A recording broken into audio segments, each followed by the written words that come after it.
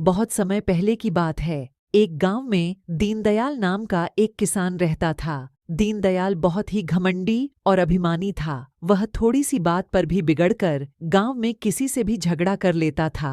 गांव के लोगों से दीनदयाल सीधे मुंह बात भी नहीं करता था। दीनदयाल ना ही किसी के घर जाता और ना ही रास्ते पर किसी से बात करता था। गांव के लोग भी उसकी इस व्यवहार से अच्छी तरह वाकिफ थे और उसे अहंकारी समझकर उससे बात नहीं करते थे।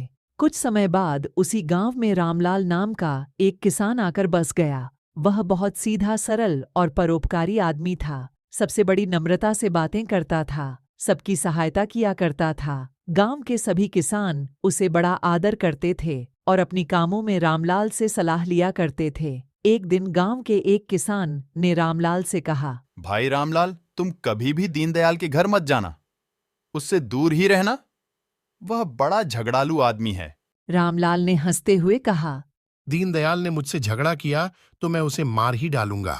वहां पर उपस्थित सभी किसान हंस पड़े। वे जानते थे कि रामलाल किसी को मारना तो दूर, किसी को गाली तक नहीं दे सकता है। लेकिन यह बात किसी तरह से दीनदयाल के कानों तक पहुंच गई। दीनदयाल गुस्से में लाल हो गया। वह उस दिन के बाद रामलाल से झगड़ने की कोशिश करने लगा। उसने रामलाल के खेत में अपना बैल छोड़ दिया। बैल ने काफी सारा अनाज खा गया और कई फसलों को बर्बाद कर दिया। किंतु रामलाल ने किसी भी तरह के क्रोध न करते हुए बैल को खेत से बाहर कर दिया। इसी प्रकार दीनदयाल बराबर रामलाल का नुकसान करता रहा, पर रामलाल ने एक बार भी दीनदयाल को झगड़ने का मौका नहीं दिया। एक दिन रामलाल के घर उनके रिश्तेदार ने मीठे आम भेजे। रामलाल ने सभी गांव वालों के घर आम बांट दिए, लेकिन दीनदयाल ने आम यह कहकर लौटा दिया, मैं कोई भिखारी नहीं हूं।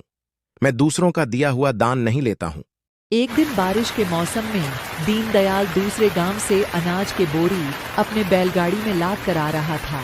बारिश के वजह से रास्ते काफी खराब हो गई थी। दीनदयाल की बैलगाड़ी कीचड़ के नाले में फंस गई।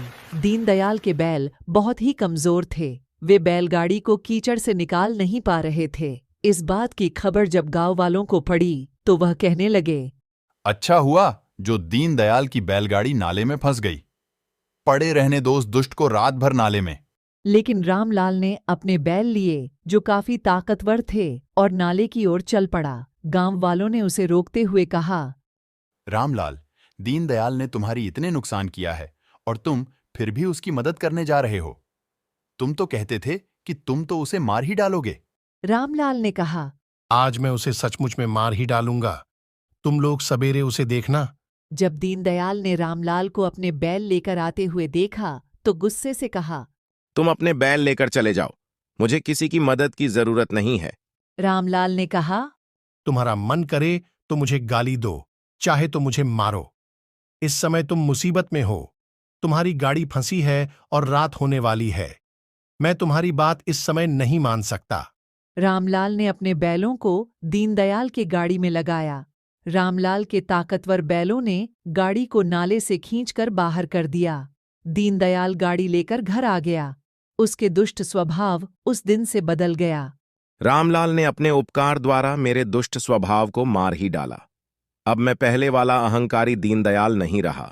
अब दीनदयाल सभी गांव वालों से नम्रता से बातें करने लगा। वह सभी के साथ प्रेम से व्यवहार करने लगा। बुराई को भलाई से जीतना ही सच्ची जीत है। रामलाल ने वह जीत हासिल कर ली थी। इस कहानी से हमें ये सीख मिलती है कि अहंकार को हम प्रेम से जीत सकते हैं और हमें अहंकार नहीं करना चाहिए। अहंकार करेगा उसकी हार निश्चित है। तो दोस्तों, आपको यह कहानी कैसी लगी? अगर अच्छी लगी हो तो हमारे चैनल को सब्सक्राइब कीजिए और कमेंट में बताइए कहानी कैसी थी। मिलते हैं अगली वीडियो में। तब तक के लिए बने रहिए हमारे चैनल पर।